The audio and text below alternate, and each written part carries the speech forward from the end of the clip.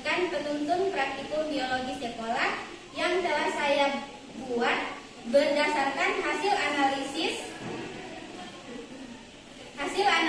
kurikulum di Sekolah SMK Negeri 1 Gorontalo dengan materi lingkungan biotik, dan tujuan pembelajaran yaitu peserta didik mampu mendeskripsikan lingkungan abiotik.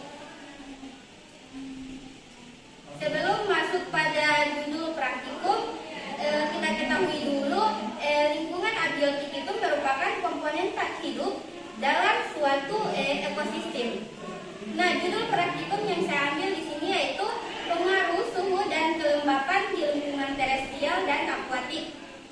Kemudian tujuan praktikum yaitu yang pertama, peserta didik dapat mengukur dan membandingkan suhu serta kelembapan udara di lingkungan terestrial dan akuatik. Yang kedua yaitu peserta didik dapat mengetahui pengaruh faktor lingkungan dan pengaruh faktor air terhadap suhu dan kelembapan di sekitarnya. Kemudian alat dan bahan yang saya gunakan yaitu yang pertama alat termometer yaitu untuk mengukur suhu udara dan air. Kemudian higrometer untuk mengukur kelembapan udara. Kemudian kertas dan pena, stopwatch, dan alat dokumentasi. Adapun bahan yang saya gunakan yaitu tanah dan air. Kemudian masuk pada prosedur kerja yang pertama yaitu penyiapan lokasi. Nah, di sini kita menentukan titik pengukuran di lingkungan terestrial, misalnya di area terbuka seperti di depan sekolah atau di bawah pohon ataupun di tanah berumput. Kemudian titik pengukuran di lingkungan akuatik itu misalnya di danau, sungai ataupun laut. Kemudian pembagian kelompok. Nah, di sini kita membagi siswa menjadi beberapa kelompok kecil untuk memudahkan pelaksanaan praktikum.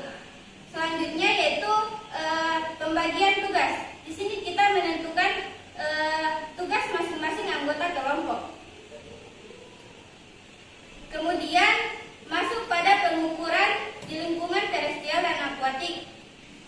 Baik, untuk pengukuran kelembapan udara, pertama-tama kita meletakkan higrometer di lokasi pengukuran dan pastikan tidak terkena kelembapan buatan seperti embun tanaman. Untuk pengukuran kelembapan di lingkungan akuatik, kita tempatkan higrometer ini di tepi air, bukan di dalam air, dan pastikan alat tersebut tidak terkena cipratan air atau uap yang dapat mempengaruhi hasil. Kemudian membiarkan higrometer beberapa menit untuk membaca kelembapan udara dan mencatat kelembapan udara yang didapat. Kemudian kita melakukan pengukuran ulang. Di sini kita melakukan pengukuran suhu dan kelembapan lebih dari 1 kali di setiap titik untuk memastikan akurasi hasil. Lakukan pengukuran pada waktu yang berbeda seperti pada pagi, siang, sore untuk melihat variasi suhu dan kelembapan di lingkungan terestrial dan akuatik.